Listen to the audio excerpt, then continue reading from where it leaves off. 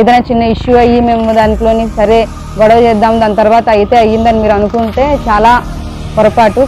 వీళ్ళు వాళ్ళు అని చూడడానికి ఉండదు. ఈ మోస్ట్ ఇంపార్షియల్గా యాక్షన్ ఉంటుంది. సమీపిస్తున్న మున్సిపల్ ఎలక్షన్స్ నేపథ్యంలో తెనాలి పట్టణంలోని శాంతి భద్రతల పర్యవేక్షణపై తెనాలి డిఎస్పీ డాక్టర్ స్రవంతి రాయ్తో వినోద భారతి ఎక్స్క్లూజివ్ ఇంటర్వ్యూ. ఇప్పుడు తెనాలి పురపాలక సంఘంలో దాదాపు 40 వార్డులు ఉన్నాయి. ఈ 40 వార్డుల్లో కూడా మరి మార్చి 10వ తేదీన మున్సిపల్ ఎలక్షన్స్ అన్ని కూడా వార్డు 2.5 సంవత్సరాల తర్వాత జరగబోతూ ఉన్నాయి. మీరు ఎటువంటి ఏర్పాట్లన్నీ డిపార్ట్మెంట్ పరంగా చేపట్టారు?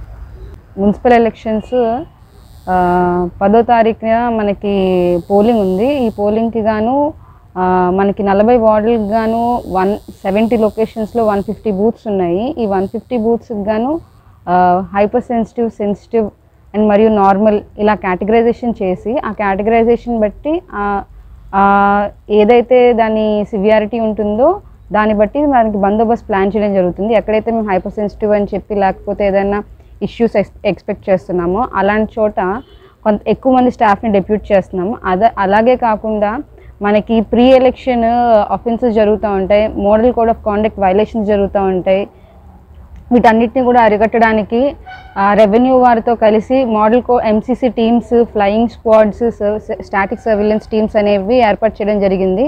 అవి కూడాను ఒకసారి ఈ వారం నుంచి అవి కూడాను ఫంక్షనింగ్లోకి వస్తాయి. స్టాటిక్ సర్వేలెన్స్ టీమ్సే కాకుండా ఇదే కాకుండా మేము ఈ మున్సిపల్ ఏరియా మొత్తం ఈ ఏరియాలోకి ఇంకెవరు బయట వాళ్ళు అన్ఆథరైజ్డ్గా రావడానికి పోవడానికి లేకుండా వెహికల్ చెకింగ్ చేసి ఈ మద్యం ఇల్లీగల్గా ట్రాన్స్పోర్ట్ అవ్వడం కానీ, క్యాష్ ఇల్లీగల్గా ట్రాన్స్పోర్ట్ అవ్వడం కానీ వాటిని ప్రివెంట్ చేయడం కోసం చెక్ పోస్టులు కూడాను ఏర్పాటు చేయడం జరుగుతుంది.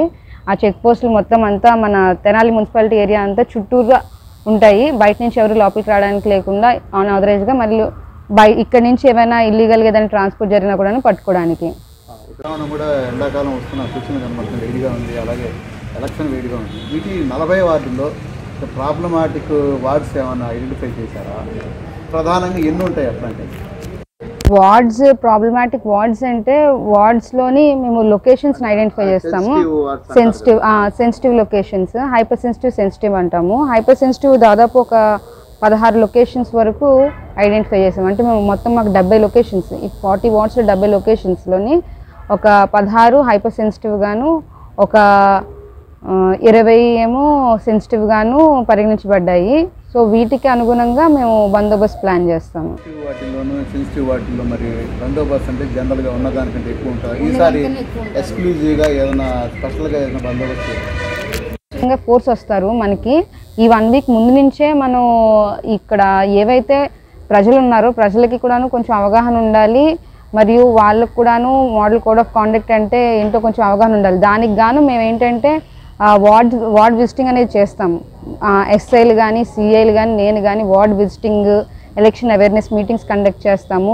పంచాయత్ ఎలక్షన్స్కి ఎలాగైతే చేసామో అలాగా ఎలక్షన్ అవేర్నెస్ మీటింగ్ కండక్ట్ చేసి ప్రజల్లోని మోడల్ కోడ్ ఆఫ్ కాండక్ట్ అంటే ఏంటి, దాని మీద అవగాహన, అంటే ఫలానా మద్యం ఫ్రీగా లిక్కర్ పంచింది తీసుకోవడం కానీ, ఫ్రీగా క్యాష్ తీసుకోవడం కానీ, ఎటువంటి ప్రలోభాలు తీసుకోవడం కూడాను violation of code of conduct. అవి ఎక్కడైనా జరుగుతుంటే మాకు ఇన్ఫర్మేషన్ ఇవ్వండి, ఇలాంటి చైతన్యం వాళ్ళలోకి తీసుకెళ్లడము. అలాగే క్యాన్వసింగ్ అనేది 48 అవర్స్ ముందర మనకి మైక్లు ఇవన్నీ ఆపేయడము. దాని తర్వాత పోలింగ్ కేంద్రాల దగ్గర 100 మీటర్స్ వరకు క్యాన్వసింగ్ జరగకుండా ఉండడము. ఇవన్నీ కొంతమందికి అవగాహన ఉండదు.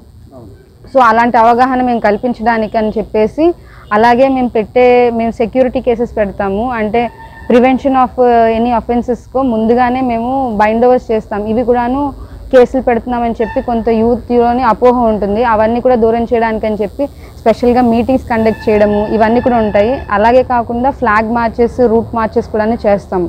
మా స్పెషల్ పార్టీ వస్తారు. స్పెషల్ పార్టీ వస్తే మన స్పోర్ట్స్ అంతా కలిపి అక్కడ మన పోలీస్ ప్రెజెన్స్ కనిపించేలాగా విజిబుల్గా ఉంటుంది. 3 పోలీస్ స్టేషన్స్ పరిధిలో ఈ 40 వార్డుల పరిధిలో మనం ఇప్పటివరకు ఏదైనా గుర్తించిన రౌడీ షీటర్ల సంఖ్య, మరి అటువంటి వాళ్ళ పట్ల ఎటువంటి జాగ్రత్తలు తీసుకున్నారు? కౌన్సిలింగ్ అనేది కామన్, ఈసారి స్పెషల్ అబ్జర్వేషన్ ఏమైనా ఉంటుందా? ఖచ్చితంగా అండి.